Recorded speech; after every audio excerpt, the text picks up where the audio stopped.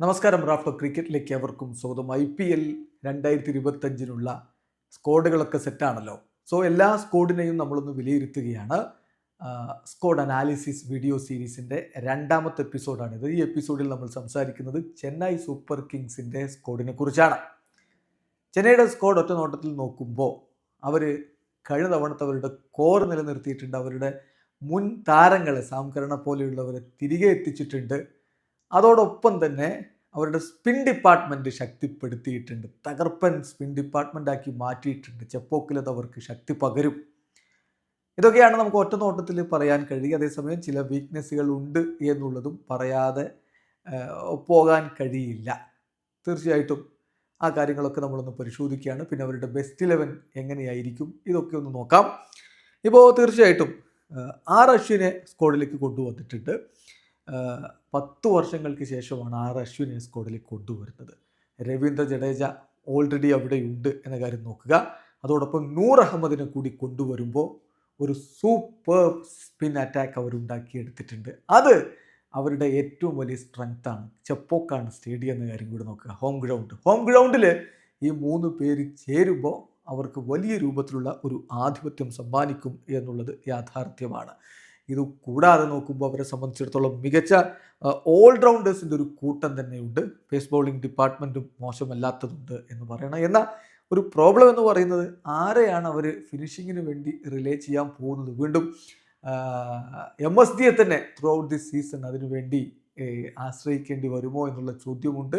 അതോടൊപ്പം തന്നെ ചില താരങ്ങൾ അവരെടുത്തത് IPL കരിയർ റിവൈവ് ചെയ്യണം എന്ന രൂപത്തിലുള്ളവരാണ്. ഇനി ഒന്നുകൂടി മെച്ചപ്പെടുത്തി എടുത്തെങ്കിൽ മാത്രമേ ശരിയാവുകയുള്ളൂ എന്ന തരത്തിലുള്ളവരുണ്ട്. നോക്കുക, വിജയ് ശങ്കർ, കമലേഷ് നാഗർകോട്ടി, ദീപക് ഹൂഡ, ശ്രേയസ് ഗോപാൽ, രാഹുൽ ത്രിപാഠി ഇവരൊക്കെ ഒന്ന് റിവൈവ് ചെയ്ത് വരേണ്ടതുണ്ട്. അതും ഒരു പ്രശ്നമാണ്.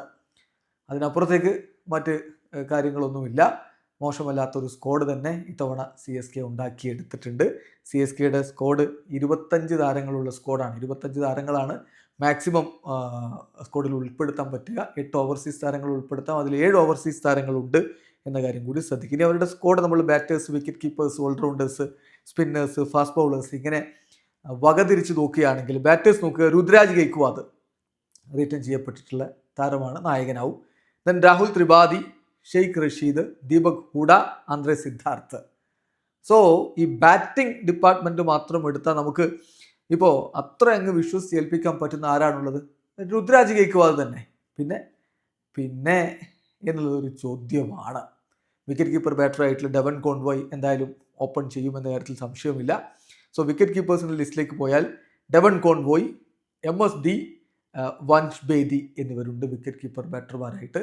ഡെവൻ കോൺവോയ് അങ്ങനെ എപ്പോഴും അദ്ദേഹത്തെ നമ്മൾ വിക്കറ്റ് കീപ്പർ ബാറ്റർ എന്ന രൂപത്തിൽ കാണണ്ട, അല്ലാതെ തന്നെ അദ്ദേഹം സ്ക്വാഡിൽ ഉണ്ടാകും. MSD തന്നെ കീപ്പറായിട്ട് തുടരുമോ എന്നുള്ളൊരു ചോദ്യമുണ്ട്. പിന്നെയുള്ളൊരു ബാക്കപ്പ് എന്ന് പറഞ്ഞാൽ വൻഷ് ബേദിയാണ്. അതാണ് അവരുടെ വിക്കറ്റ് കീപ്പിംഗ് ഡിപ്പാർട്ട്മെൻറ്റ്. ഓൾറൗണ്ടേഴ്സ് ഡിപ്പാർട്ട്മെൻറ്റിൽ രവീന്ദ്ര ജഡേജ സ്പിൻ ബൗളറാണ്, റീറ്റെയിൻ ചെയ്യപ്പെട്ടിട്ടുള്ള താരമാണ്. പറഞ്ഞ് അറിയിക്കേണ്ട ആളല്ലല്ലോ, എല്ലാവർക്കും അറിയാം. ശിവൻ ദ്യൂബെ പേസ് ബൗളിംഗ് ഓൾറൗണ്ടറാണ്, റീറ്റെയിൻഡ് ആണ്. അശ്വിൻ അദ്ദേഹത്തെ ഇപ്പോൾ ഓൾറൗണ്ടർ എന്ന രൂപത്തിലാണ് എല്ലാവരും കണക്കാക്കുന്നത്. കൂടാതെ Sam Curran pace bowling all rounder, Rachin Ravindra spin bowling all rounder. അദ്ദേഹത്തെ ബാറ്റിംഗ് ഓൾറൗണ്ടറാണ്, അദ്ദേഹം പ്രധാനമായിട്ടും ബാറ്ററാണ്.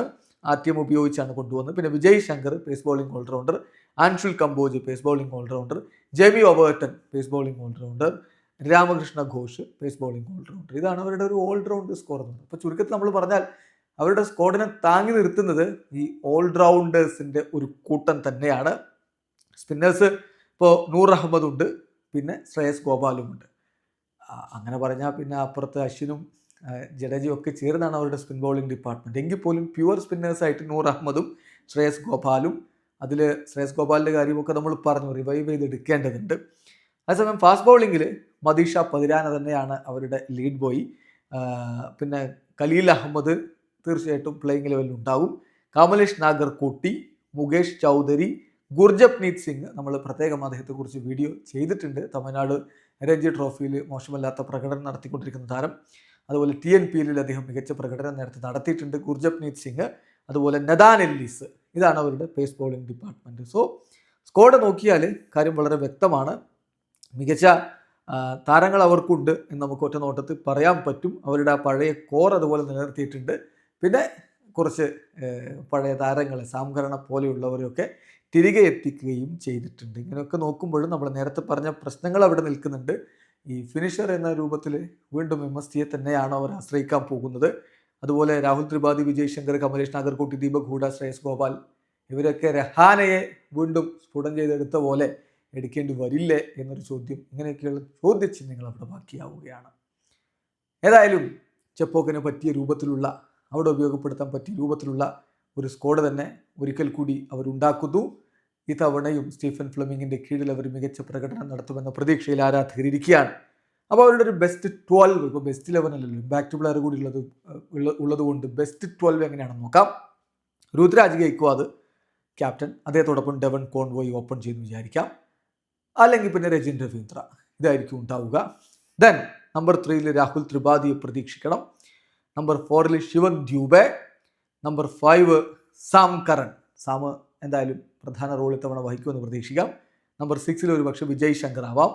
Then Ravindra Jadeja number 7. അതിനുശേഷം MSD നമ്പർ 8 വിക്കറ്റ് കീപ്പറായിട്ട്. Number 9 R Ashwin. Number 10 Noor അഹമ്മദോ നദാൻ എല്ലിസോ. അത് ചെപ്പോക്കിലാണെങ്കിൽ എന്തായാലും നൂർ അഹമ്മദിനെ തന്നെ പ്രതീക്ഷിക്കണം. പുറത്തു പോകുമ്പോൾ മത്സരത്തിൻ്റെ സ്വഭാവം അനുസരിച്ച് താരത്തിൽ മാറ്റം ഉണ്ടാവും. നദാൻ എല്ലിസോ വരാൻ സാധ്യതയുണ്ട്. Then number 11 Khaleel Ahmed. ഇനിയിപ്പോൾ ചില ഘട്ടങ്ങളിൽ ഗുർജപ്രീത് സിംഗിനെയും അവർ ഉപയോഗപ്പെടുത്തും. മദീഷ പതിരാന നമ്പർ 12, അദ്ദേഹത്തെ ഇമ്പാക്റ്റ് പ്ലെയർ രൂപത്തിൽ ആവശ്യമുള്ള ഘട്ടത്തിൽ ഉപയോഗപ്പെടുത്തും. ആദ്യം ബോൾ ചെയ്യുകയാണെങ്കിൽ അദ്ദേഹം പ്ലേയിങ് ലെവലിൽ ഉണ്ടാകും. എന്നിട്ട് ബാറ്റ് ചെയ്യുന്ന ഘട്ടത്തിലൊരു ബാറ്ററെ സബ്ബാക്കി വരും. അല്ലെങ്കിൽ ആദ്യം ബാറ്റ് ചെയ്യുകയാണെങ്കിൽ അദ്ദേഹം പ്ലേയിങ് ലെവലിൽ ഉണ്ടാവാതെ ഇമ്പാക്റ്റ് പ്ലെയറായിട്ടൊരു ബാറ്റർ മാറ്റിക്കൊണ്ട് വരാനുള്ള സാധ്യതയും കാണുന്നു. ഇതാണ് നമ്മളിപ്പോൾ പ്രതീക്ഷിക്കുന്ന അവരുടെ ബെസ്റ്റ് 11. നിങ്ങൾക്കൊരു പക്ഷേ വ്യത്യസ്തമായിട്ടുള്ള അഭിപ്രായങ്ങളുണ്ടാവും. ഏതായാലും മികച്ച സ്കോഡ് തന്നെ അവർക്കുണ്ട് എന്നാണ് ഒറ്റ നോട്ടത്തിൽ പറയാൻ പറ്റുക. പിന്നെ നമ്മൾ നേരത്തെ പറഞ്ഞ വീക്ക്നെസ് എന്തായാലും അവിടെ ഇപ്പോഴും കാണുന്നുണ്ട്. വീഡിയോ അവസാനിക്കുന്നു. ക്രിക്കറ്റ് ലോകത്തെ കൂടുതൽ വിശേഷങ്ങളുമായി റാഫ് ടോക്സ് കൊണ്ടുവെത്താം.